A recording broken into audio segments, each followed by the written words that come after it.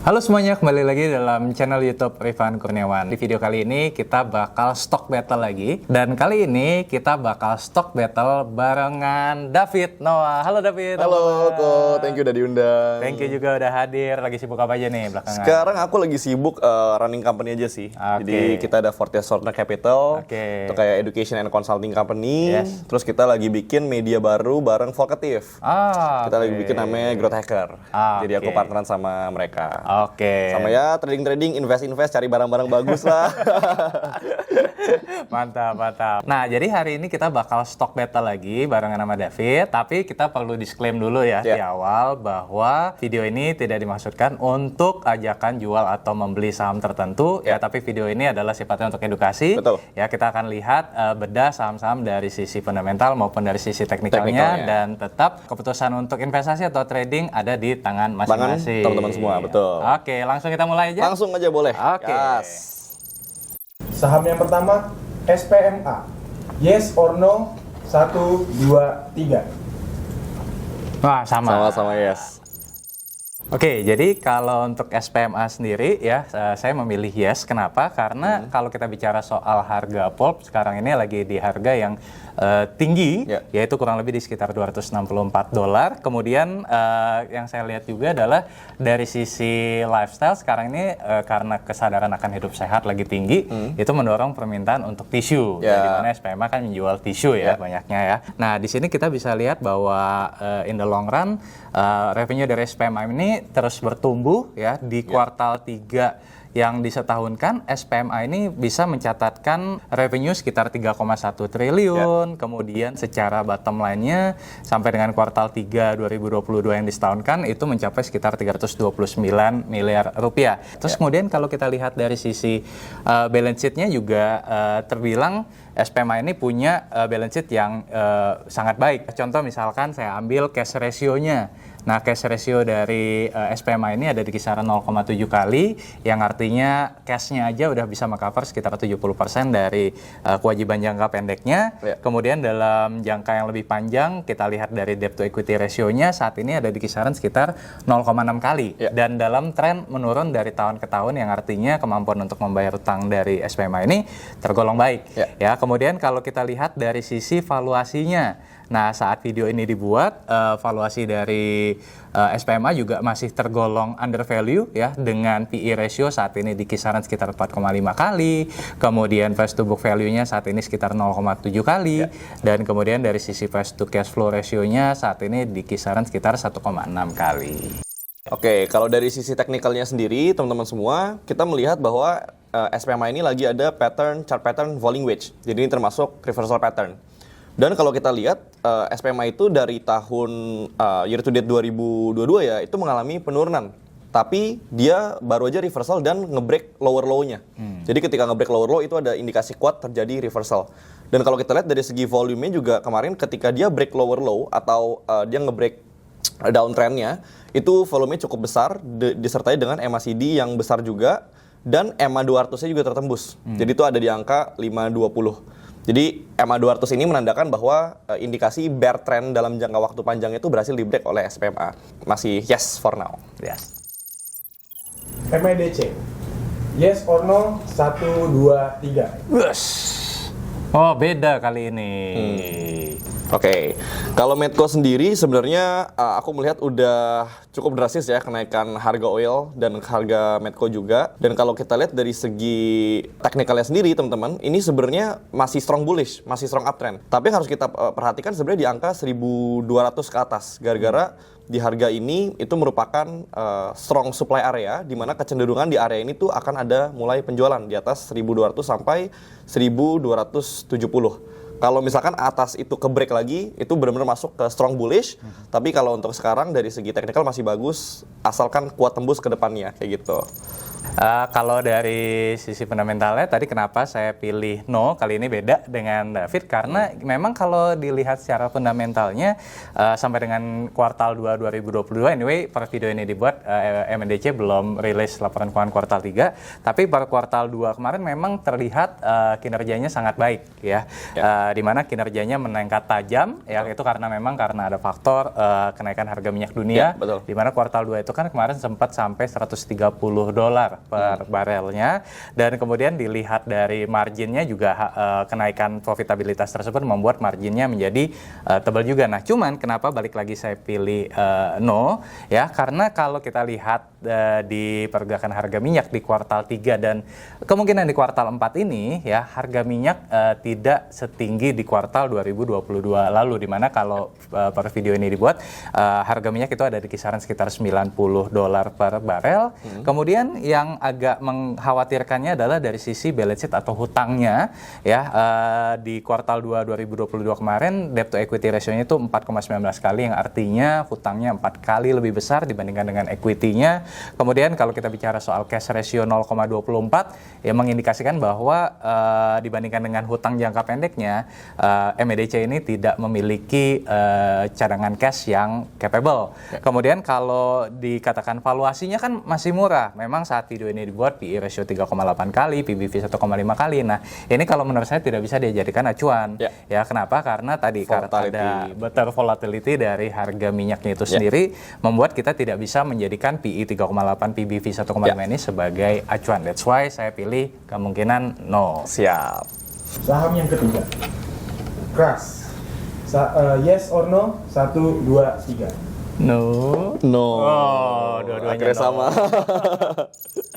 Oke, kalau untuk Crush kenapa no ya? Memang mungkin kalau kita bicara pro-nya dulu ya, memang ada perbaikan kinerja dari Crush ya di tahun 2022 ini, di mana kalau sebelumnya Crush kita sama-sama tahu sering kali mencatatkan kerugian ya mulai tahun 2021 dan 2022 ini memang ada perbaikan kinerja di mana secara bottom line Crush berhasil mencatatkan bottom line yang positif di mana kalau kita gunakan angka 2022 kuartal 3 yang disetahunkan itu sekitar 1,58 triliun rupiah.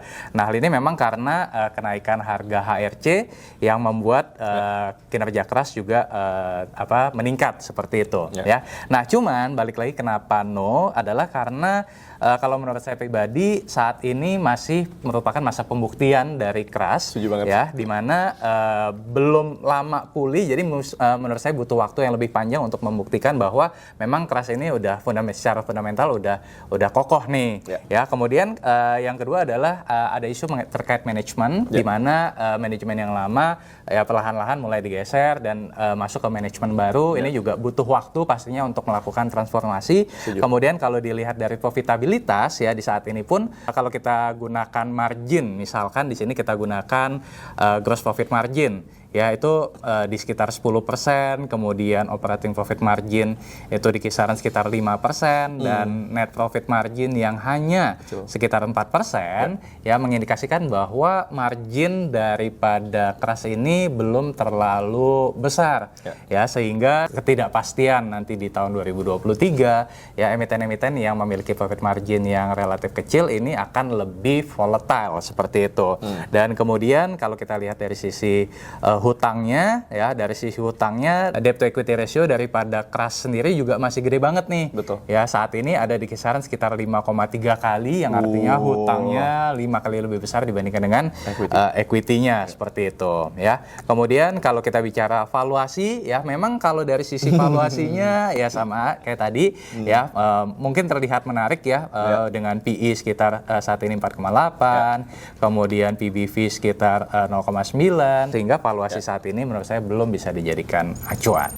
Ya, thank you kok. Kalau dari aku sebenarnya Crush ini dari segi fundamental aku setuju banget. Ini tahun pembuktian maybe beberapa tahun ke depan ya. Tapi kalau dari segi teknikalnya sendiri Crush ini dari tahun sebelumnya itu apalagi dari 2021 ya itu downtrend berat dan sampai sekarang pun sebenarnya masih tekanan jualnya tinggi.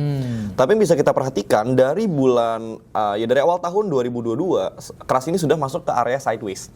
Jadi ini kita lagi mencoba pembuktian bahwa apakah ada buyer di angka 334 sampai 340 atau tidak. Tapi sebenarnya penentuan apakah bull case-nya akan terjadi atau enggak itu harus dilihat di angka 400. Jadi angka 400 juga merupakan EMA 200 daripada crush sendiri. Tapi dari segi MACD juga bullish divergence, tapi ini hanyalah alat pembantu teman-teman. Jadi untuk sekarang ini masih bear cash, jadi belum ada bull case-nya sama sekali. Oke. PLKM. Yes or no? 1, 2, 3. Yes. Wah, sama. Ya. Oke. Ya, kalau dari aku sendiri, dari segi teknikalnya, Telkom ini sebenarnya masih strong uptrend ya. Jadi masih membentuk higher high and higher low. Jadi dia masih terus membentuk tinggi lebih tinggi, hajar atas terus. Dan dari tekanan belinya pun ini masih cukup stabil. Belum ada fund-fund besar yang keluar daripada Telkom untuk sekarang. Dan dari segi fundamentalnya juga, Telkom ini kan merupakan stable BUMN ya, blue chips company ya. Jadi dari segi di sektor telekomunikasi pun Telkom merupakan jagoan lah, championnya juga lah. Apalagi baru-baru ini dinobatkan sebagai perusahaan telekomunikasi terbaik nomor 3 di dunia. Jadi untuk aku sekarang, apalagi dengan case-nya sekarang, masih buy for me. Oke.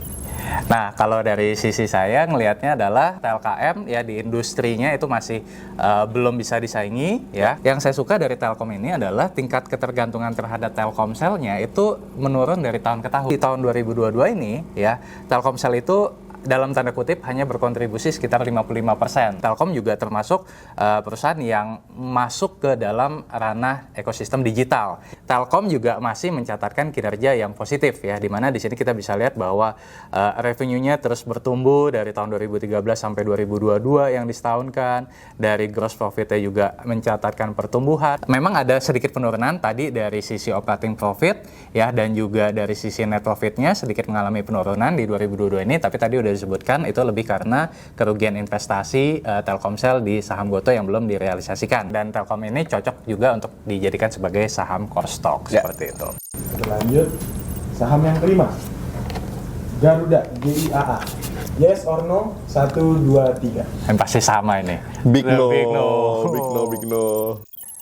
Oke ya, kalau dari Garuda is a easy decision ya, easy answer sebenarnya. No ya. Kenapa? Karena kalau dari sisi fundamentalnya ya kita bisa lihat secara contoh deh ya, misalkan kayak equity-nya kisaran negatif 35 triliun rupiah ya, ini mengindikasikan bahwa ya kerugian yang sudah dibukukan oleh Garuda ya selama sekian tahun terakhir ini sudah mengerus modal awalnya. Misalkan hutangnya ya, hutang negatif 3,5 kali ya, karena equity-nya yang negatif tadi itu juga nilai minus banget di mata investor. Nah, ini lihat dari sisi ini udah kelihatan dengan jelas ya grafik gimana operating profit ya selama beberapa tahun terakhir negatif, kemudian juga.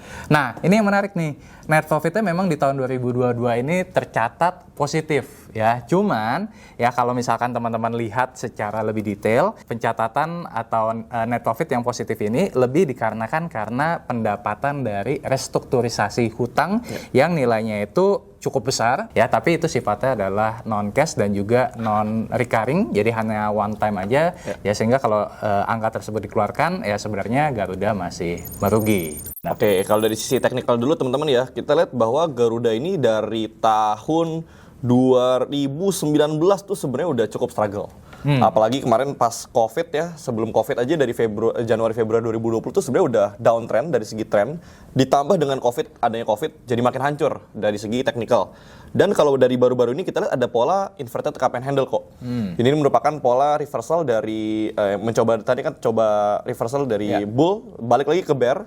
Jadi di teknikal masih big no. Dari fundamental sendiri aku sebenarnya lihat dari segi kualitatifnya ya. Walaupun BUMN tapi banyak kehancuran di dalam manajemennya. Dan itu kayak kita karena udah kecewa, kita butuh melihat perbaikannya nih arahnya kemana dulu sebenarnya. Jadi for now masih easily and big no for us. PSSI. Yes or no?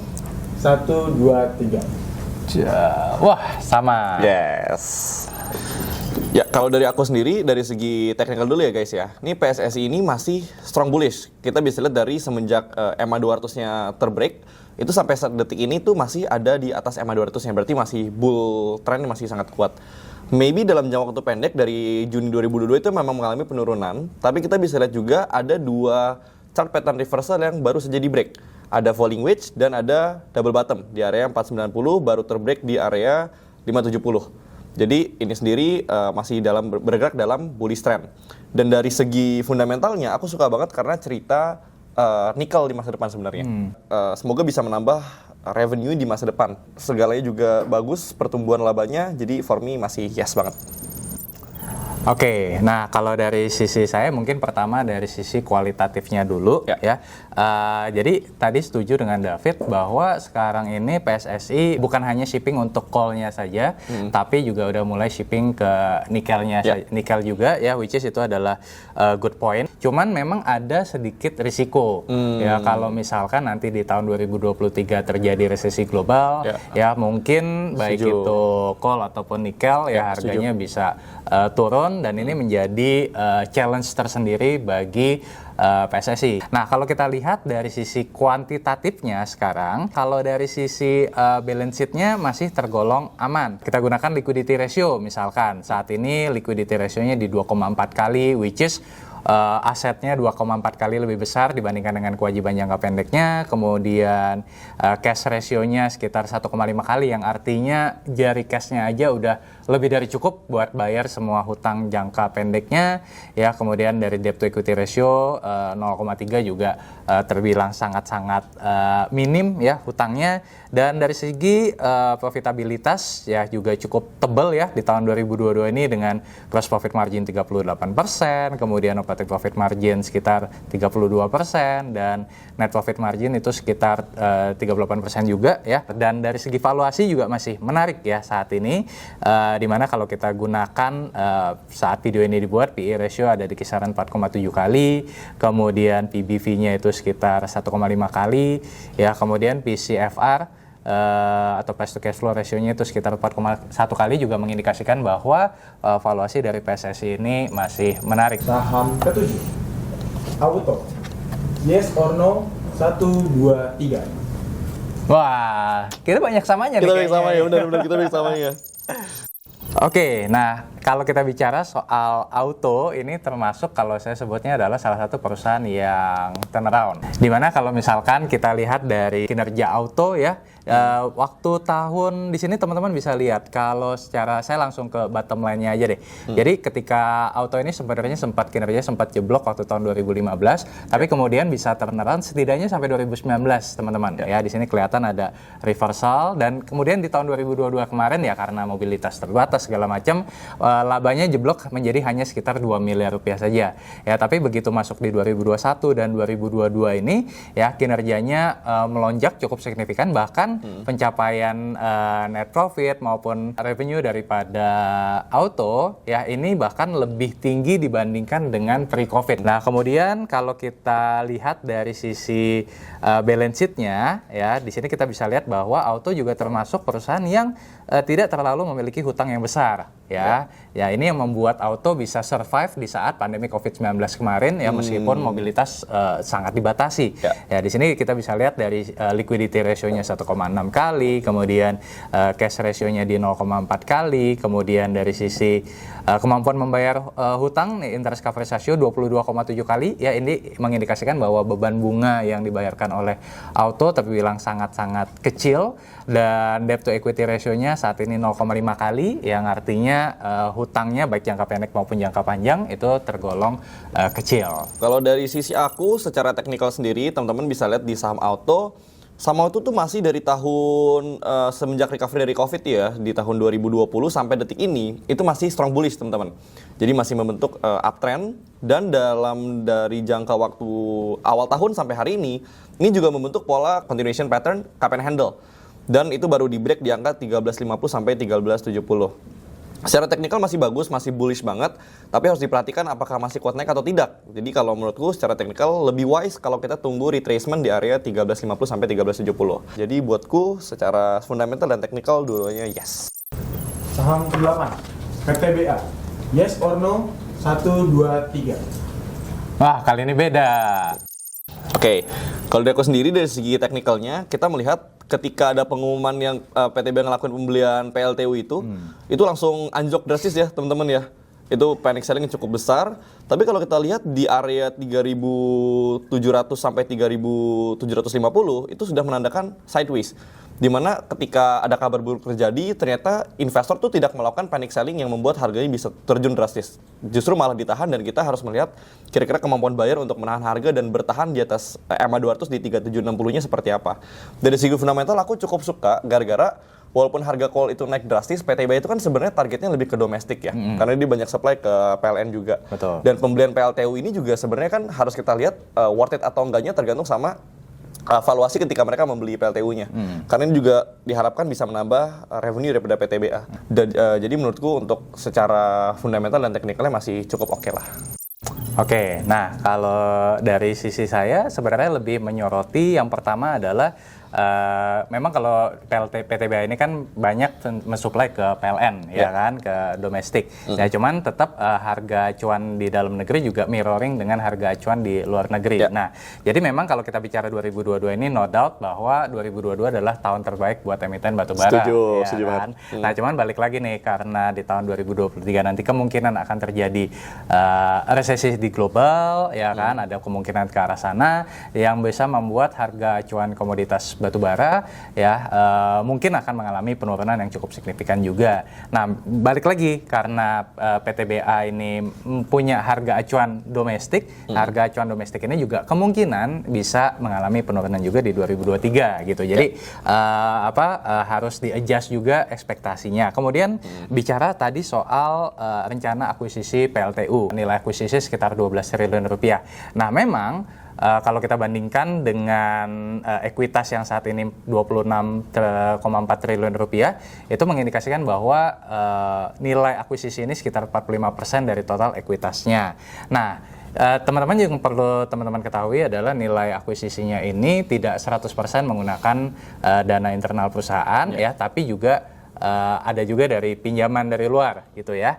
Nah, dengan menggunakan green financing 70% green financing, 30% kas internal. Nah, jadi kalau kita bagi 30% dikali dengan 12 triliun rupiah tadi ya, berarti kurang lebih sekitar 3,6 triliun rupiah. Nah, kalau kita bandingkan dengan cash yang dimana per kuartal 3 2022 ini cashnya ada di kisaran sekitar 5,3 triliun rupiah ya, maka mengindikasikan kemungkinan untuk PTBA bisa membagikan dividen payout ratio sebesar 100% di tahun 2023 nanti rasanya akan cukup sulit ya. Jadi hal ini kemudian yang membuat investor kemudian ada yang memutuskan untuk melepas kepemilikan saham di PTBA ya. Cuman tadi David juga bilang ada yang nahan juga ya di harga saat ini ya. Tapi balik lagi kalau saya ngelihatnya dua faktor tadi ditambah dengan kemungkinan harga batubara acuan akan turun, untuk harga saat ini risikonya tergolong tinggi gitu. Jadi alangkah baiknya kalau misalkan nanti ya, kita nggak tahu misalkan 1 atau 2 tahun lagi ketika harganya sudah jauh lebih murah daripada harga saat ini ya, kita bisa masuk dengan risiko yang jauh lebih kecil. Oke. WSKT, yes or no, 1, 2, 3. Dah, sama. Oke, WSKT kenapa no ya? Pertama adalah karena kalau secara kualitatifnya dulu, kalau kita lihat secara anggaran infrastruktur, ya anggaran infrastruktur di tahun 2022 ini kan sekitar 365 triliun, itu nggak sebesar tahun 2017-2018 lalu yang ada di kisaran sekitar 400 triliun rupiah. Itu alasan pertama, dan kemungkinan nanti di 2023 juga nggak sebesar itu. Memang di tahun ini kontrak baru dari waskita ini udah lumayan rebound nih ya, dimana per September kontrak barunya itu sekitar 11,5 triliun. Tapi kalau kita bandingkan dengan kontrak, let's say saya ambil contoh misalkan di 2016 lalu yang ada di kisaran sekitar 70 triliun ya, masih jauh seperti itu ya. Kemudian kalau kita bicara soal angka ya, kalau kita bicara soal angka sekarang di sini terlihat dengan jelas ya bahwa pengakuan pendapatan dari kontrak yang sudah selesai dibukukan ya memang masih belum pulih ya, bahkan masih jauh di bawah masa-masa kemasannya waktu di tahun 2017 ya. Kemudian dari sisi gross profit, operating profit, dan net profitnya juga kurang lebih sama, di mana net profitnya saat ini juga masih jauh di bawah masa-masa keemasan waktu di tahun 2017 yang lalu. Kemudian kalau dari sisi balance sheet, nah ini yang juga agak mengkhawatirkan ya, di mana kalau kita lihat dari sisi liabilitas jangka pendek memang mengalami penurunan ya, memang berhasil di restock menjadi liabilitas jangka panjang ya, tapi kalau kita gunakan ukuran misalkan debt to equity ratio. Nah, debt to equity ratio per kuartal 3 ini adalah di kisaran sekitar 9,4 kali. Ini tinggi banget sih, jadi risikonya terlalu besar menurut saya ya. Dan juga kalau kita lihat dari sisi cash flow-nya, nah cash flow-nya ini juga masih agak berdarah-darah nih teman-teman.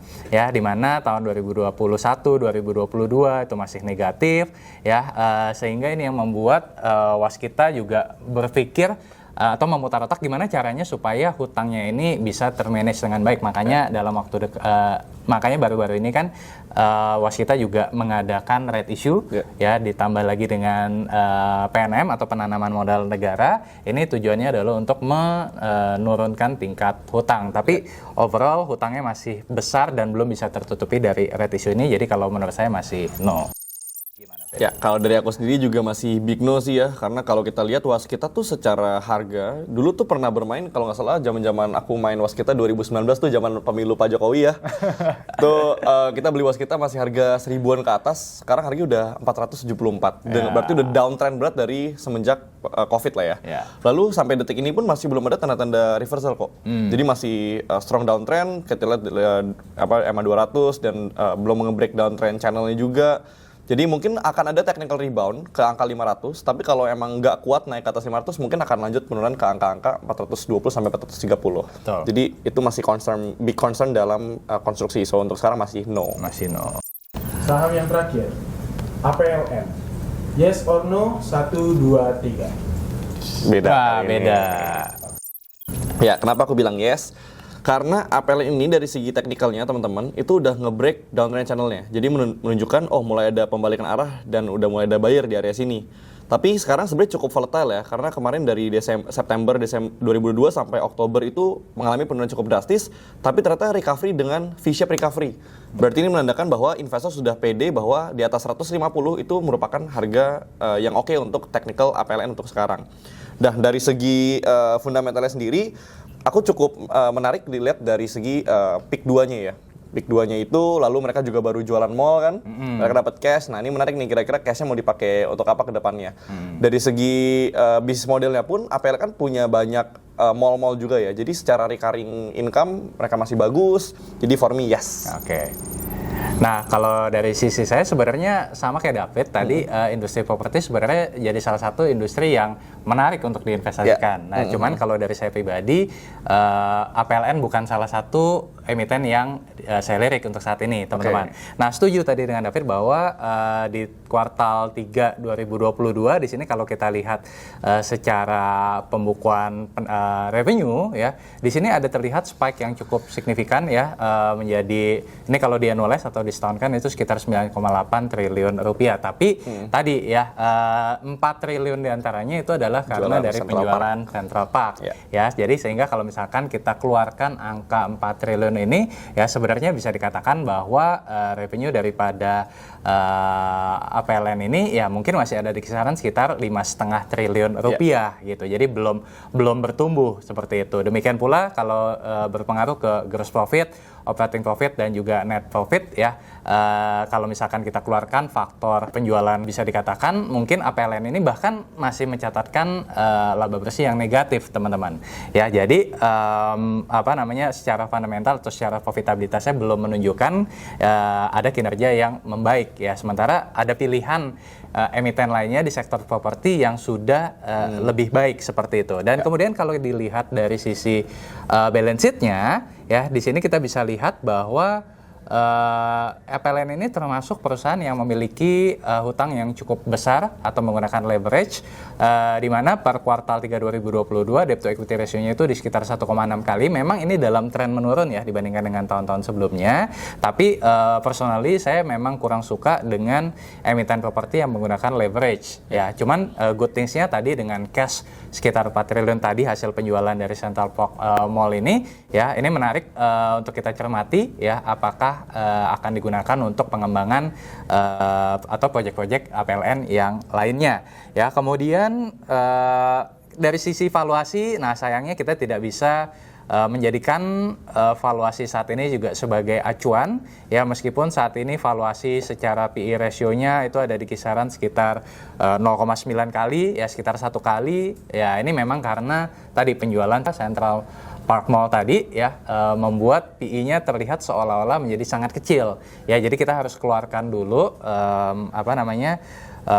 penjualan tadi, ya, untuk kita bisa menghitung berapa PE ratio-nya. Tapi on top of that, ya, saya ngelihat bahwa masih ada pilihan emiten properti lainnya yang secara fundamental mungkin lebih bagus, dengan proyek yang juga lebih kelihatan progresnya, dengan marketing sales yang juga sudah bertumbuh lebih tinggi dibandingkan dengan tahun-tahun sebelumnya. Kurang lebih seperti itu. Sip. Oke teman-teman, itu tadi ya 10 case stock battle kita kali ini. Gimana, seru nggak ya? Coba dong share di kolom komen ya kalau misalkan stock battle ini seru. Ya, anyway, mungkin dari David ada closing statement atau mungkin ada pesan-pesan yang mau disampaikan ke teman-teman. So thank you banget udah nonton sampai sini, dan sekali lagi thank you banget buat Korifan undangannya. Thank you Mantap juga, nih stock battle ya. Nanti kita collab lagi. Yes. By the way, semua yang kita diskusikan di sini itu merupakan opini pribadi kita. Jadi disclaimer on ya, bukan ajakan jual beli kok ya. Betul. Jadi kita juga nggak mau pom-pom, kita nggak mau jualan barang ke kalian juga. Jadi berharap teman-teman research ulang setelah nonton video ini. Ya. Dan kalau dari aku sendiri, closing statementnya lebih ke segala hal yang kita sampaikan, mau influencer ataupun Korifan atau David, jangan selalu ditelan mentah-mentah. Jadi selalu lakuin research ulang, dan selalu lihat segala situasi itu dari data. Jadi kalau ngomongin saham tuh jangan ngomongin katanya-katanya, tapi kita harus lihat laporan keuangannya, kita lihat chartnya, kita lihat arus uangnya gitu ya. Baru kita menentukan keputusan jual beli kita. So mungkin segitu aja sih kok kalau dari aku. Thank you David udah main-main ke studio. Siap. Ya, udah sharing juga ilmu-ilmunya. Anyway, kalau misalkan teman-teman mau keep contact dengan David, nanti bisa mampir ke mana? Bisa follow Instagram di @davidnoahel, atau kalau di TikTok mungkin udah pada tahu lah ya, di @CEO40s. Oke, nanti linknya kita taruh juga di kolom deskripsi. Siap. Thank you ya David. Thank you, ya. kok. Oke, semoga teman-teman video dari kali ini bisa bermanfaat ya. Jangan lupa untuk klik like, subscribe, share, dan follow kita berdua juga. Siap. Ya, dan sampai jumpa di stock battle berikutnya. Bye-bye semuanya. Bye-bye, salam cuan. Bye-bye.